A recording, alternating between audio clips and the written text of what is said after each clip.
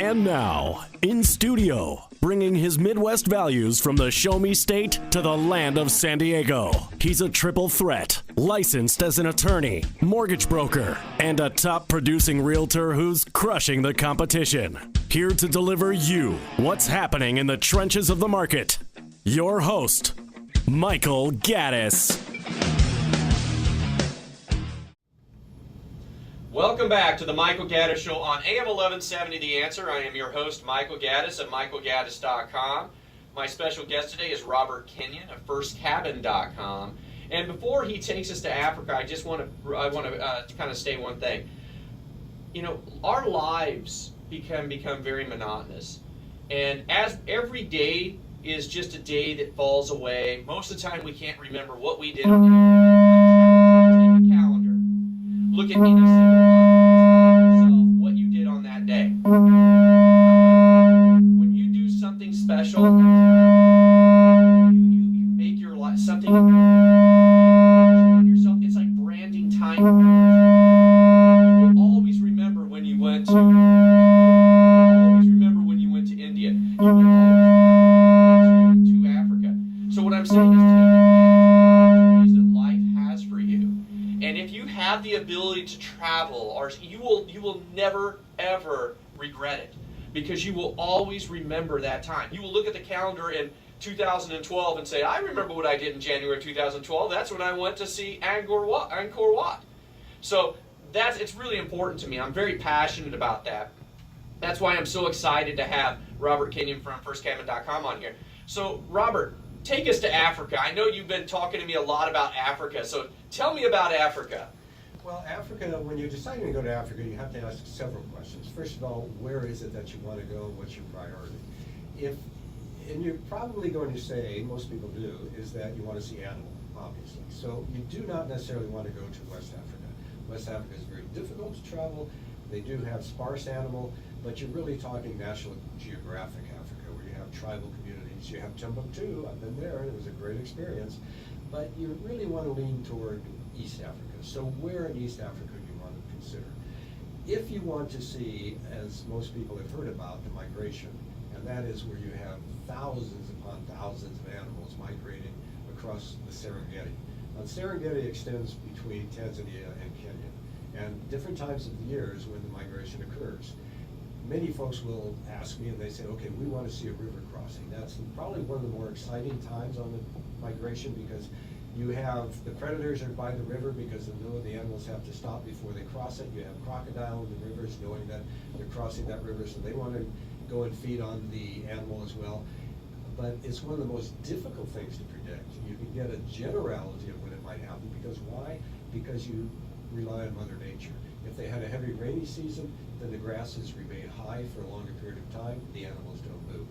Even now that has happened, they have poaching that goes on, and the poaching affects the movement of the animals. So there are all sorts of things that you have to consider when you're deciding when it is to go for the migration. Now, you go into Masai Mara, which is in Kenya, and you can see the migration come through there, and you go also to the Serengeti of Tanzania, and that's where you see the migration. When in Tanzania, you certainly want to visit also the Ngorongoro Crater, which is a magnificent site. So those are the things we would have to discuss. If you're thinking migration, you're thinking Kenya, you're also thinking in Tanzania. Let's go back to Kenya for a moment, because it's not just Kenya, it's also Tanzania. When you're choosing your camp in these areas, now people are going to say, you go to Masai Mara, you're going to see a great number of animals, which you will. However, you want to position your camp away from other camps. Why do you want to do that? Because there are some areas in Masai Mara that you will come out and there will be 20 to 25 vans full of tourists. They will circle the lion that they find out on the route. The lion has been resting there. He has seen tourists for the last 20 years, and he is not affected by their presence. And sometimes, and I have seen it, where the driver will bang the side of the vehicle to get the lion to look up to take a picture. And you may have in your picture other vans because they're all circling the lion. That's not my kind of Africa. My kind of Africa is going where there are few tents, as few as 7, maybe 12. The animal have not seen the travelers as much. So when you come up upon a lion, there are a lion killed, their tail is swagging back and forth because they're as concerned about you as you are them. You don't have to wake them up. They are awake and they're looking at you. Now, do you get to see 20,000 of the animal, as I'm suggesting, in the places that I generally like to focus on? Not necessarily.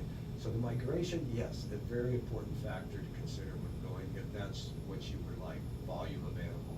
On the other hand, don't forget that there are areas you go to, and I'm speaking of Botswana, certain areas in South Africa, certainly Zambia, that you can go to and you will have in between the honeymoon couple I think I spoke about recently. Going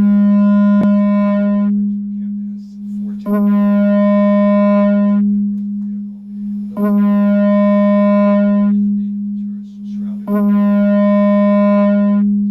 Well, you're listening to the Michael Gaddis Show. The Answer. I'm your host, Michael Gaddis. Special guest today is Robert Kenyon of First. Let me see if I can summarize what you're saying. Some of these tourists on to go to Africa, you might as well be in the park over here. You've got animals that are adjusted to people. You've got all these buses just going through there. But what you're saying is, if you want to see the real Africa, you got to go to more remote places where you can get tents with less amount of tourists running around so that you can interact with animals that are not used to interacting with people, because otherwise you might as well just go to the zoo. Well, almost that. I don't want to downplay what other folks have done, because many of the folks who have gone over there have experienced it that way. I mean, you are getting into another part of the world, which is fascinating. You're going out in the veld, which is different topography. You're enjoying brilliant sunrises and sunsets, and you are seeing animal. But I will tell you that if you go into the crowded areas, it's going to be a different experience. Let's bring it back and draw the analogy to Angkor Wat. Do you want to be there when there are 20,000 people there on that weekend, or do you want to be there on a Tuesday when there are 200 people there on the weekend? It's similar in Africa. Pick your spots, choose your places, and it does make a huge difference. But you know what? I would never have known the difference unless you just told me that. I would have looked online, found some, oh, well, look, I got a special here. I'm going over to Africa. I'm going to fly across the world with my family to go to Africa, and then I'm going to sit there and have the experience that you basically just told me. I prefer to have one that makes it really special. I want to make sure that if I'm going to take that effort to fly across the world, that I can maximize my return on my benefit of the vacation. I mean, yeah, it'd be great to go and see a lion that they have to hit the side of the car to wake up. Yeah, I mean, that's cool. It's a wild lion, But what I'm saying is, if you have the ability to tap into somebody who understands and knows the difference between the two, that's what makes a special trip turn into an incredible trip.